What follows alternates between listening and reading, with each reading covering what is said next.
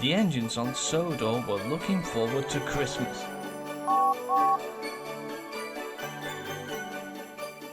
Percy and Morris, the mail van, were working so hard, delivering lots of letters and parcels to different towns and villages.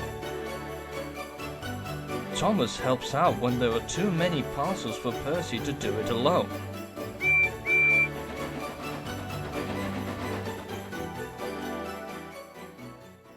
One cold morning, Thomas, Percy and Morris were at the mail depot when the Fat Controller arrived on Edward with an unusual coach. "This is the Sodor new mail coach," he said. "It will carry more mail than ever before." Thomas, Percy and Morris were thrilled. "That means it will deliver more letters and more parcels around the island all at once," said Percy. "I bet it will," said Morris. Percy really wanted to pull the mail coach, but the Fat Controller had bad news. "Percy, the lorries was collecting Christmas trees for the Christmas market at Wellswood, but he has broken down," he said. "I want you to go to Henry's Forest and collect the trees and take them to Wellswood.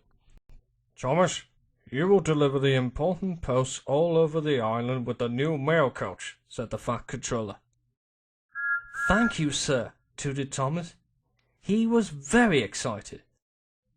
But Percy was disappointed. "Cheer up, Percy," said Morris. "At least you got the best job of all. Christmas just wouldn't be Christmas without Christmas trees." Percy felt better. "Thank you, Morris," he peeped.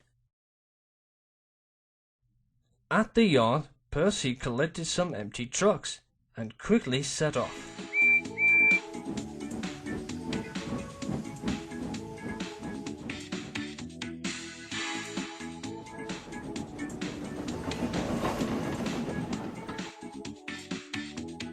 Percy saw the flagman waving him down to show where the lorry was waiting.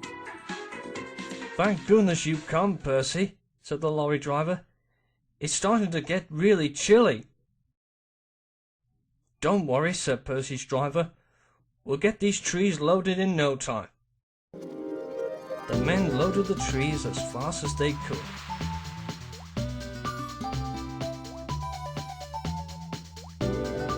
Percy waited and shivered.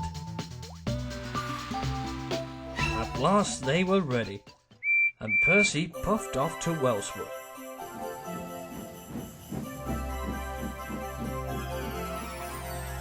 Meanwhile, Thomas chuffed along the line with the new mail coach. Up ahead, he saw Morris on the road. Then Thomas saw Bulgy in a snowdrift. "What happened, Bulgy?" asked Thomas. "I was driving very well until I slid on an icy road, and now I'm stuck in the snow," muttered Bulgy. "Now I can't take the children to their winter party." Thomas was worried. What if the children can't get to their party on time, he wished.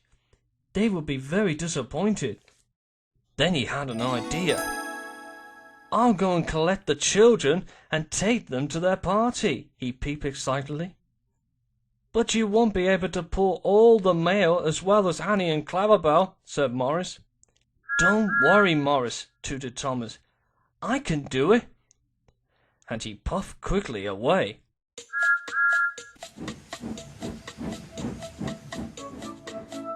Thomas collected Annie and Clarabelle, and he set off to collect the children.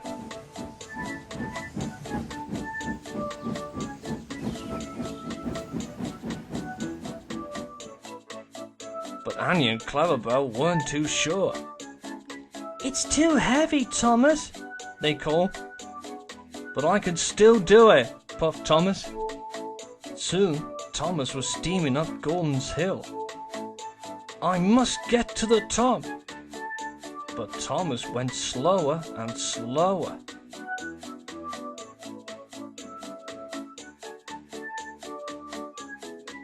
Until he stopped altogether. I have to go on, he wished, but he wasn't strong enough. The train started to pull Thomas back down the hill. He tried to brake, but it didn't help. He slid all the way to the bottom. Thomas was upset. I left everyone down, especially the children. Just then he heard another engine coming. It was Percy. Hello, Thomas. What's wrong? Thomas told Percy what had happened. I was trying to take the children to the party for Bulgy, but this load was too heavy for me, and Morris was right, said Thomas unhappily. Percy felt sorry for his friend. Don't worry, Thomas, he peeped. I've already delivered the trees to the Christmas market at Wellswood, so I'll deliver the mail for you, while you go and pick up the children. Cheer up, Thomas. At least you've got the best job of all. Thomas felt better at once. Thank you, Percy, he tooted, but we must hurry. Percy puffed around the island until the important post was delivered. Thomas picked up the children and arrived just in time for their winter party. Have a wonderful time, he whistled. We will, called the children, and they waved till Thomas was out of sight. The Fat Controller came to see Thomas, Percy and Morris with Bulgy. Thomas, the children had a lovely party, he said. You have saved the day, and you too, Percy. Thank you, sir, said the engine. I'm sorry I didn't listen to you, Morris, about the heavy load, said Thomas. That's all right, Thomas, smiled Morris. At least you two had the best job of all, added Bulgy. Thomas and Percy smiled with agreement. Happy Christmas, Morris and Bulgy, they said, and to all a good night.